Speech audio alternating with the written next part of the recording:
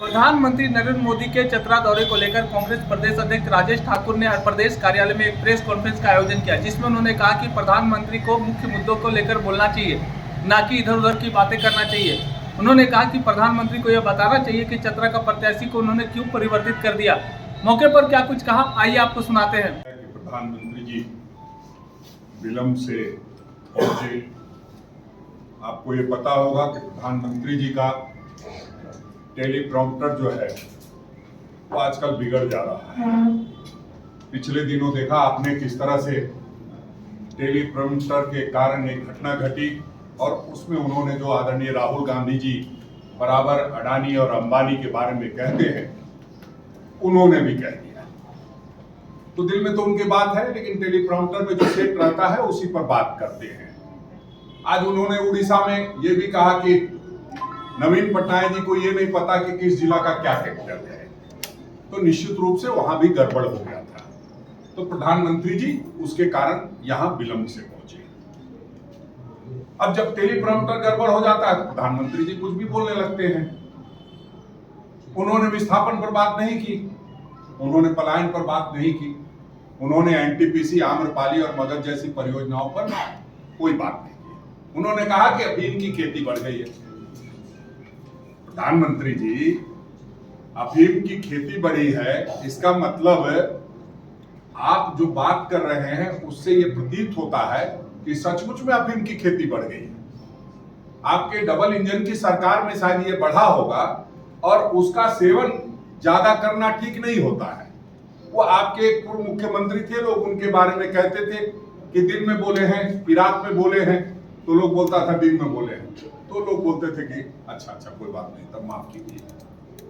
तो अफीम का प्रभाव आपके 5 साल जो डबल इंजन की सरकार थी उस पर कितना पड़ा वो आपको खूब अच्छे से पता है। 65 पार की बात करते थे, 25 नहीं बात कर पाए।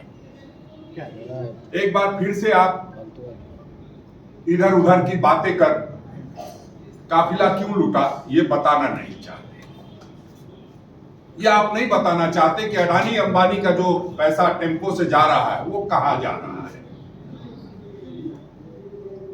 ईडी उनके यहां आप नहीं भेजते। मुझे तो उम्मीद थी कि प्रधानमंत्री जी यहां आने से पहले अडानी अंबानी के यहां छापे मरवा के आएंगे, तभी सीना ठोक के कुछ कह पाएंगे।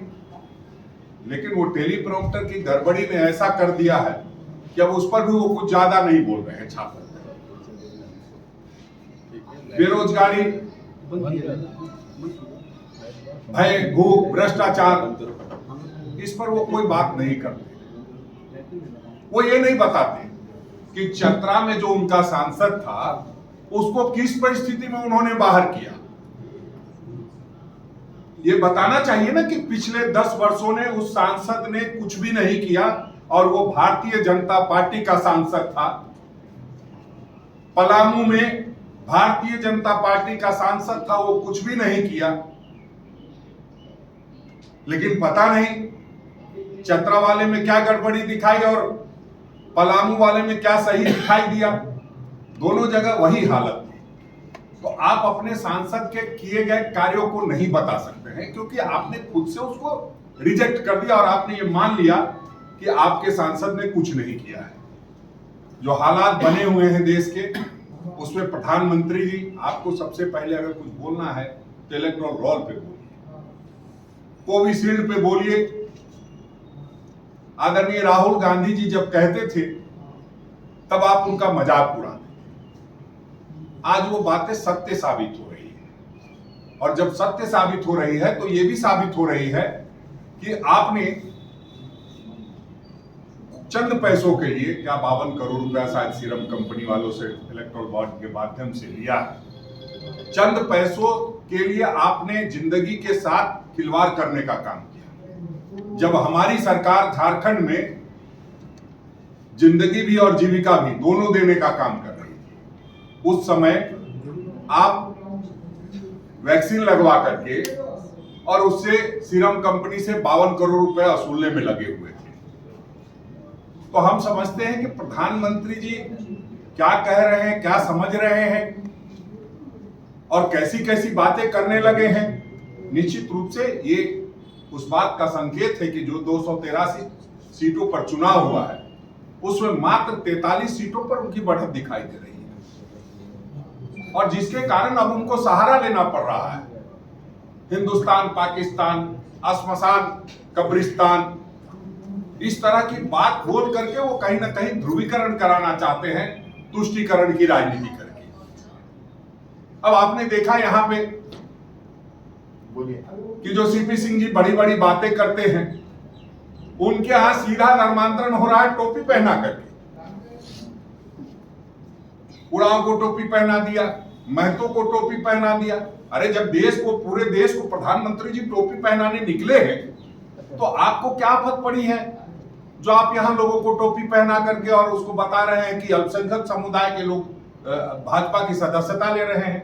इसका मतलब यह है कि अब आपका किसी पे भरोसा नहीं रहा, और आप समझ गए हैं कि बगैर इन वोटों के आपका काम नहीं चलने वाला है, क्योंकि कहीं आपको कोई वोट नहीं देने जा रहा है। तो इसलिए आप इस तरह की गंदी हरकत कर रहे हैं। मैं समझता हूं कि प्रधानमंत्री जी, रक्षा मंत्री जी, गृह मंत्री जी, पता नहीं कितने मुख्यमंत्री लगाए हुए हैं, मुझे जो सूचना मिल रही है ये मिल रही है कि नुक्कड़ सभा और नुक्कड़ नाटक का भी आयोजन किया जा रहा है। जो हालत बनी हुई है, मैं प्रधानमंत्री जी से और उनके तमाम कैबिनेट के साथियों से आग्रह करूंगा कि मुद्दे पे बात कीजिए, और कुछ नहीं हो तो एक दिन राहुल गांधी जी के साथ जो सीनियर माननीय लोगों ने कहा है डिबेट करने की बात, और राहुल जी ने कहा है कि मैं 100% 100% कहता हूं कि मैं डिबेट के लिए तैयार हूं, लेकिन मैं 100% ये भी कहता हूं कि वो डिबेट के लिए तैयार नहीं होंगे। तो मैं आपके इस प्रेस कॉन्फ्रेंस के माध्यम से जो राहुल गांधी जी ने उनको चैलेंज किया है, प्रधानमंत्री जी से गुहार लगाऊंगा कि आप स्वीकार कीजिए, और एक बार कम से कम राहुल गांधी जी का सामना नहीं कर सकते तो एक बार प्रेस का सामना कीजिए। संवाददाता जो सम्मेलन होता है वो एक बार करके दिखाइए, तभी पता लगेगा कि आपने मुद्दों पर काम किया है या मुद्दों से भटकाने का काम किया है। नमस्कार दोस्तों, हमारे पत्रकार भाई और हमारे सारे सम्मानित झारखंड कांग्रेस के नेतागण जो बैठे इस मंच पर, और हमारे जुझारू अध्यक्ष जो यहाँ की जो बुनियादी बातें जो चतरा से जो रिलेटेड थी, इन्होंने बुनियादी बातों को उठाया। लेकिन दुख की बात क्या है? दुख की बात आज ये है कि जब प्रधानमंत्री चतरा में बोल रहे थे और ये बताने का प्रयास कर रहे थे और लोगों को गुमराह करने का प्रयास कर रहे थे, खासकर शेड्यूल ट्राइब्स को जो गुमराह करने का प्रयास कर रहे थे, वो बहुत ही दर्दनाक और बहुत ही शर्मिंदा वाली बात है। उन्होंने कहा अपने स्टेटमेंट में कि जिस मर्यादा पुरुषोत्तम को, राम को, ट्राइबल लोगों ने मर्यादा पुरुषोत्तम नाम देने का प्रयास किया, ये वही प्रधानमंत्री जो हैं जो इस ट्राइबल एक महिला को बदनाम बेइज्जत करने का काम किया पार्लियामेंट को इनॉग्रेशन में नहीं बुलाकर। इन्होंने राम मंदिर, कांग्रेस पर आक्षेप लगाते हैं और झूठी बात बोलते हैं कि कांग्रेस पार्टी ने कहा कि जब हम लोग शासन में आएंगे तो हम राम मंदिर को धुलवाएंगे। ये झूठी, सरासर झूठा बात है। ये कांग्रेस पार्टी ने कभी नहीं कहा राष्ट्रपति के लिए। ये इस तरह के प्रधानमंत्री लोगों को गुमराह करने की बातें करते हैं। जैसा कि अध्यक्ष जी ने आपको बुनियादी बातों को बोला और उन्होंने ये अपेक्षा किए कि प्रधानमंत्री आकर चतरा और उसके आसपास के जगहों के बुनियादी बातों को उठाएंगे, उन्होंने नहीं उठाया और पोलराइजेशन की बात की। वो फिर से आ गए हिंदू मुस्लिम पर। वो गरीबी की बात नहीं किए, वो बेरोजगारी की बात नहीं किए। और उनको मैं याद दिला देता हूं प्रधानमंत्री को, आपके 10 साल के कार्यकाल में एससी और एसटी पर NCRB, national crime report bureau का रिपोर्ट है कि आपके कार्यकाल में एसटी और एससी पर क्राइम रेट बढ़े हैं, और आप यहां आकर सीधे साधे लोगों को गुमराह करते हैं। ये भ्रष्टाचार की बात किए, उस भ्रष्टाचार में हमारे जनरल सेक्रेटरी मीडिया कम्युनिकेशन के श्री जयराम रमेश जी माननीय प्रधानमंत्री से हम अडानी के हैं कौन श्रृंखला में 100 सवाल किए, और वो भ्रष्टाचार पर किए। और उस 100 सवाल में उन्होंने जो सवाल पूछे थे उसमें 20,000 करोड़ रुपए के बेनामी फंड की बात की, पूछा था प्रधानमंत्री से। उन्होंने पूछा था कोयले के ओवर इनवॉइसिंग के बारे में, उन्होंने पूछा था बिजली के बढ़े हुए बिल के बारे में, उन्होंने पूछा था कि सार्वजनिक संसाधनों को आप अपने दोस्तों को क्यों देते हैं। लेकिन प्रधानमंत्री कायरतापूर्वक तो इसका जवाब नहीं दिए, जिसका हमको खेद है। और जिस तरह यहां आकर केवल और केवल झूठ बोले और झारखंड के लोगों को गुमराह करने का कोशिश किए, यहां की जनता इनको माफ नहीं करेगी। और 13 तारीख को जो वोट होगा भारतीय जनता पार्टी और एनडीए के विरोध में करेगी। Floor is open.